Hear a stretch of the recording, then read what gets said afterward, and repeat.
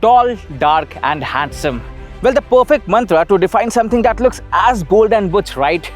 The whole idea with the MG Gloster BlackStorm Edition is to enhance that bold character and appeal of the car, and MG has got that quite spot on. Looks quite gangster-like, finished in all black, has that sinister look going, and you know, the red highlights on the front and along the profile add to its aggressive appeal. We have the car for the entire day and we are going to have a lot of fun, and yes, lots coming your way as well. So stay tuned till the end and we are going to have a blast in this video. I am Subham Parashar, you're watching Park Plus, and let's get going. I am itching to have some fun with this hunk. But before taking the plunge and getting it all dirty, there is something very important to talk about. It's a special edition model and majority of the changes are limited to cosmetics. So quite obviously, let's begin with the looks first. So what do we have got here? A piano black grille, you know, it replaces the chrome grille we have seen on the normal Gloster, and yes, looks quite sporty, further complemented by these sleek red highlights right here down on the bumper. Now, you have got those similar red highlights here in the headlights. So these are projector LED units, and the headlamp cluster has these red accents. Again, looks quite cool, a nice detailing there. The all black look itself looks quite aggressive and sporty, and as you walk towards the profile of the car, you will notice that the alloy wheels, these are now finished in all black, 19-inch units. These are similar to what we have seen on the normal Gloster, but finished in all black, and quite cool red calipers you have here right on the inside. Again, a sporty touch. Sleek red highlights are further extended to the wing mirrors and those chunky door moldings, while the BlackStorm badge on the fender is finished in chrome. The contrast treatment is kept quite subtle, adding a dash of sportiness to its bold demeanor. The same appeal is carried to the rear as well. So the rear is primarily dominated with black. You have got the Gloster lettering finished in all black, the internet inside badge here again finished in black, and even the four-wheel drive badge is finished in black. Red highlights, those are very minimal, like right here on the badge plate. You have got the piano black finish on the badge plate continues. You have got the quad exhaust tips, also looks quite sporty and goes with the overall butch and aggressive character of the Gloster BlackStorm Edition. The MG Gloster definitely looks the part. And to add some more perspective, while the regular Gloster is the Superman of sorts, the BlackStorm very aptly has that Batman Dark Knight vibe going on. And now let's get to what this Batman is meant to do. Well, the Gloster is a proper 4x4 with a shift-on-fly transfer case. So yes, how can we miss the opportunity to go off-roading? We are hitting on the Yunch Off-Road Zone adventure track, and let's go have some fun.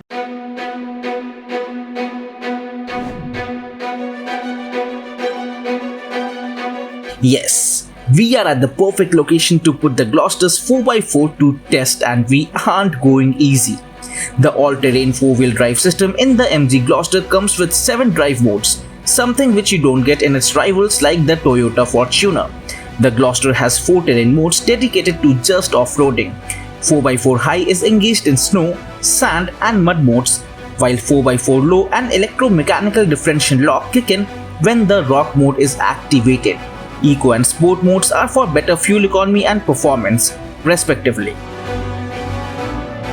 Well, off-road is fun, and you know what makes it very convenient in the Gloster is that it has got an auto mode. Yes, so you don't have to actually worry about engaging the 4x4 low or selecting the right mode, because auto does it for you. We just took that rock bit and it was seamless. Yes, that's where the softness in the suspension actually helps, because you don't feel them. The Gloster is fun and comfortable at the same time. Behind the wheel, you do tend to be extra careful given its sheer size, but honestly hasn't been a problem so far. And when it comes to an approach like this, the approach and departure angle are actually good. Now, we don't have the official figures defining its approach, departure or ramp breakover angles. Nonetheless, we can safely say that even with its nose pointing to the sky or diving to the ground, the Gloster won't rub its chin or tail, and the 210mm of ground clearance seems ample as well. Now you do worry a bit about, scraping its belly because of the longer wheelbase, that enhances the cabin space as well. I am just a bit careful about it, but haven't scraped the belly so far. So yes, has been pretty much seamless and fun, and yes, I am getting a bit dizzy, but damn easy to take all these. Man, off-roading is always fun. Whoa, with the wheels so high in the air, that side articulation and nose drop together got quite intense. But the Gloster aced it still. Halfway through, now let's get to the more intense part. And it's not for faint-hearted. Side incline of more than 37 degrees. Quite a steep incline. You can see I'm almost leaning towards the door. But again, pretty much manageable this is. And the longer wheelbase, as I said, is helping here to keep it more sure-footed. Given how seamless the Gloster was on these obstacles, I now have more confidence to approach the final test, where at least one wheel will always be up in the air. And now on the articulation, exactly where you will be a bit more careful because of the softness in the suspension, because it will take a bit more time to settle down. But again, still manages this quite easily. Oh, through and through. So yes, off-roading has been quite fun even with the Gloster. Oh man, I can do this all day. But now let's get to some real-world driving which buyers will do more often. So it's the same twin-turbo engine in the BlackStorm Edition as well, and we are very familiar with this engine. The power delivery is very linear, and the response is very comfortable. While you have ample reserve of power, the delivery isn't aggressive, so you don't feel any jolt as such, and that goes very well with its comfortable driving nature. Yes, on a longer commute, I would prefer something like the Gloster because I have decent amount of power, and it's very comfortable, and that linear power delivery actually helps its case. The top of the line MG Gloster 4x4 BlackStorm we are driving gets the 2-liter twin-turbo diesel engine belting out a good 212 brake horsepower at 4000 RPM and 480 Nm of peak torque between 1500 to 2400 RPM. While the single-turbo 2-liter oil burner in the rear-wheel drive version belts out around 159 brake horsepower and 375 Nm of peak torque along the same ref band. An 8-speed automatic gearbox does the transmission duties in both iterations, while in the twin-turbo you also have paddle shifters. Now, one of the strongest point for me in the Gloster remains the ride quality. It's very supple. You don't feel those bumps that much. They won't pinch you in the back, and you won't hear those thud quite often. So yes, that's again a very positive feedback to have. And overall, it observes all the bumps and sharp speed breakers quite well. So again, on a broken tarmac or in general on a longer commute, it feels very comfortable and very easy to live with. All in all, the Gloster has been an effortless highway cruiser thanks to its powerful yet gentle engine along with that plush ride quality. That said, handling remains a bit of an Achilles heel. Now when it comes to driving dynamics, yes, you would have wanted a bit more stiffness in the suspension because it still is a fair bit of roly-poly car. You have, that amount of body rolls there. It's quite inevitable.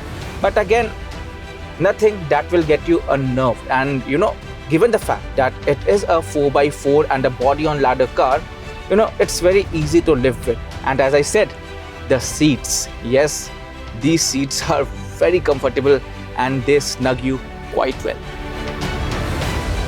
The MG Gloster scores quite well when it comes to seating comfort.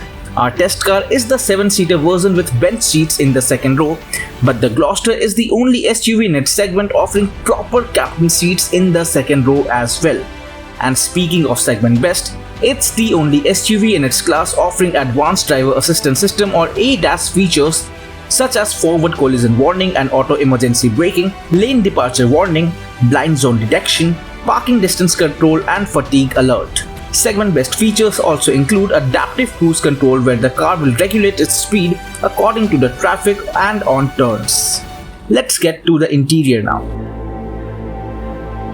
So that sense of sportiness is carried on inside the cabin as well. It's an all black cabin as opposed to the tan interior we have seen on the Gloster previously, and this feels quite premium. You have got soft touch upholstery right here on the dashboard, lower on the dash as well, and feels very upmarket as I just said. You have got white stitching on the dash, on the seats and around the central console as well, but I would have loved to see the red stitching that we usually see in all black cabin. You do get that on the steering wheel though. It's a flat bottom steering wheel, leather wrapped, and has red stitching right here. Also you have got paddle shifters, so yes, feels very sporty and goes with the BlackStorm Edition appeal. Again, in terms of elements, you have got carbon fiber finish right here on the central console. Also very nicely and neatly done chrome elements around cup holders, around gear lever and around the aircon vents. Very nicely integrated. A good choice of materials. Piano black finish has quite the balance going on, but yes, I would have loved to see that red highlight. Not a deal breaker by any stretch of the imagination, and it has got quite a good amount of features. So here's a proper lowdown on all the features the Gloster gets. The list is indeed quite long when it comes to creature comforts. The 12.3-inch infotainment touchscreen gives access to a plethora of internet inside connected car tech, inbuilt multimedia apps and other connectivity features like Apple CarPlay and Android Auto, while you can also access the Park Plus app that you see in all MG cars. The driver's seat is 12-way power adjustable with memory settings and massage function, while the co-driver's seat is 8-way power adjustable, and both front seats have cooling and heating features. The MG Gloster also gets 3-zone climate control, wireless charging, auto-dimming rear-view mirror, a panoramic sunroof, 6 airbags as standard and a vibrant ambient lighting to jazz up the cabin.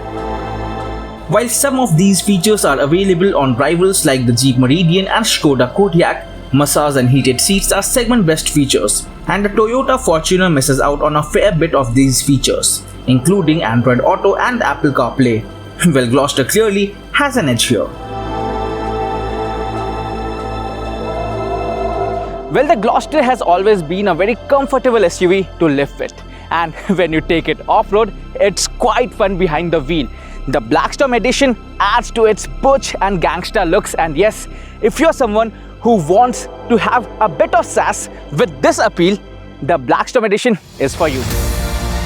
Ex-showroom prices for the MG Gloster BlackStorm 2-wheel drive variant begin from 40,30,000 rupees, going up to 43,08,000 rupees for the 4-wheel drive Gloster BlackStorm with us today.